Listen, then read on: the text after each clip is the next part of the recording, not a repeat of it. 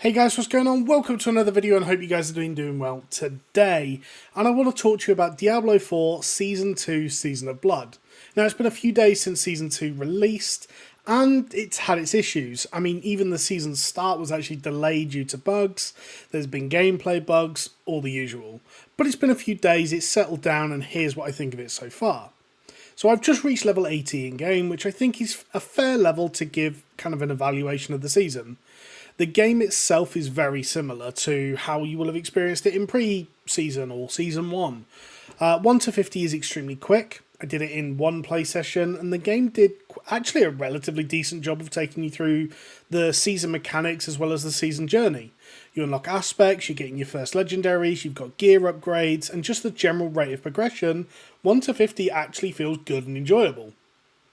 We then get into the second half of the game. Now I say half because it's not a 50-50 split by any means.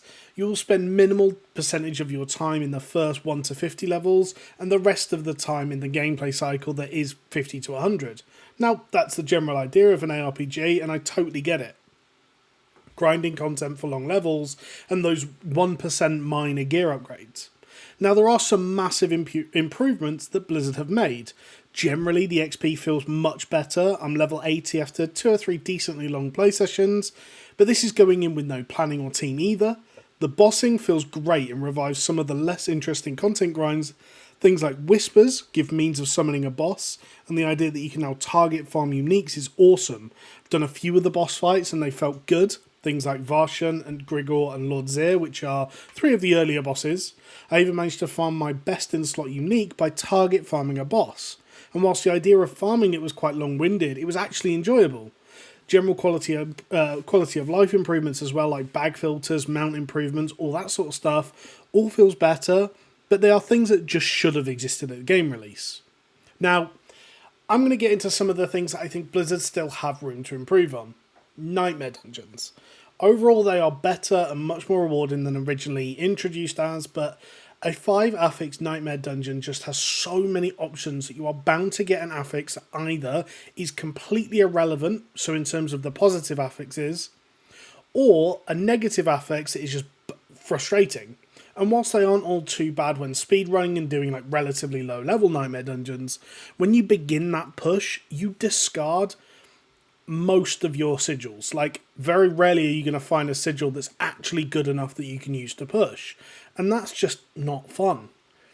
Now, Helltides. And I hate Helltides. They could be an awesome feature, as I've discussed before, if they just put more effort into it.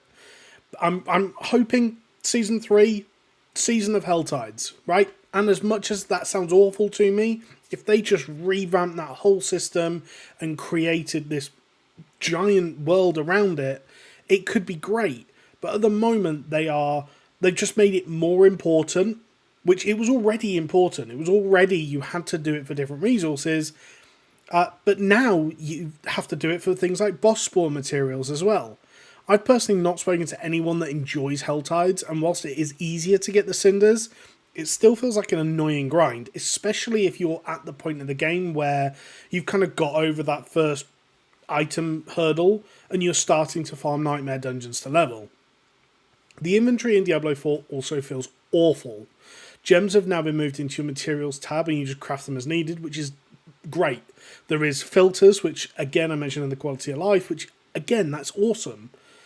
But the gems are now replaced by the seasonal items. So you've gained 5 slots because you don't have to carry, or 6 slots because you don't have to carry around gems with you, but you've replaced them with 5 seasonal items. Now, and that's every time you touch a blood harvest, you will be picking these up. My consumables tab is rammed full of boss spawn materials, elixirs and sigils to a point of being constantly full. Now, the next thing is a good and bad thing. Gold is attainable at a much better rate through Whispers, making them feel much more relevant. I've talked before, and one of my best videos on this channel was actually my Grim Favors video. They felt much better to do now, although there's a rumour that that's actually a bug, and I could see it being nerfed. But both opals and red dust feel pointless. Their rewards are just so lackluster and not interesting. They feel like they want to be the kind of blood shards of Diablo 3, but they just haven't hit that marker yet. Now, let's talk about the season mechanics. So this is what people are interested in, right? Everything else, there's been some changes, there's been some things, but let's talk about the season mechanic. The mechanic itself is simple, but relatively interesting, and has direct impact on gameplay. Now, I like the season mechanic in general. Blood Harvest being up 100% of the time, and rewarding Grim Favors every time they respawn, makes them feel quite efficient to do. You don't lose resources when you die, you just lose the vampire fixation. And the Blood Harvest part of the mechanic seems to encourage ease of life and freedom, which is great. It's not like Helltides where you lose resources when you die to lag or anything else. It's always up, which means you can just jump in game and go, actually, I'm going to do that, or actually, I'm not going to do that, I'll do the next one. Doesn't matter because it's always there, so it's freedom of being able to do it. And that's great.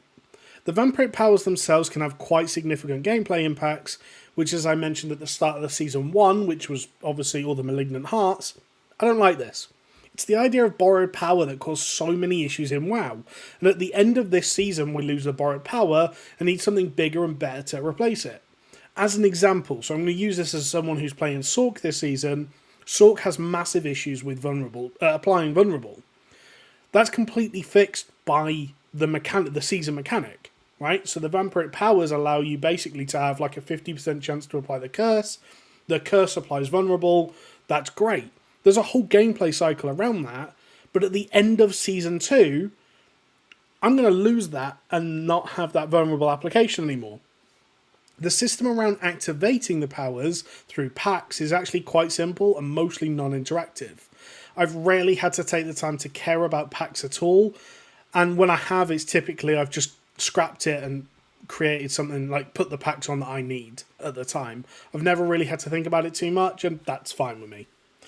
So overall, is it worth coming back and playing Diablo 4? Now, my personal plan with Diablo 4 this season, I plan on reaching level 100, and I plan on beating all of the newly added bosses. I don't think there's much difficulty. I might just mute my mic. I don't think there's much difficulty in doing that, and I don't actually think reaching level 100 will take much time for me in general. I expect to hit it in the next day or two. It's currently the 20th. I expect in the next day or two, I would reach 100 quite comfortably. I'm level 80. I think I could quite comfortably do 11, 12 levels tomorrow and the rest the day after. Now, I would say if you plan on coming back and just trying the seasonal mechanic as well as the quality of life changes, obviously if you've already bought the game, it requires no sub. You can literally just download the update, log in, couple of hours of gameplay, and I think you'll get a good feel for the changes as well as kind of the season mechanic. If you plan on coming back and beating the newly added bosses, which is a massive amount of what they've added this season, you'll need to commit to grinding, maybe not to level 100, but certainly high level. I'm talking like 90 plus definitely, which just isn't for everybody, and it will require you to put some time into the game. So overall, like I said, I mean, I'm planning on pushing it. I'm going to do the boss fights. I'm happy to record them and put them up if people are interested in seeing them but don't want to do them for themselves. I'm trying to go in blind, so I'm not looking at guides or anything like that. I want to go in and see the mechanics. So far, like I said, I've killed 3 of the bosses. I've gone into all 3 of them. Each one has actually killed me the first time except Lord Zur, which is cool. That's a good thing. I want that to happen. I want to go into a boss fight and it be challenging. But I'm not expecting any of the bosses to be something that isn't quite easy to do, basically. So I'm going to leave it here. Hope you guys have enjoyed the video. Let me know what you think of D4 if you have been playing it this season, or if you haven't been getting into it. What does this video tell you? Are you more likely, less likely to get into it? Let me know in the comments below. Thank you for watching and catch you later, boys. Bye.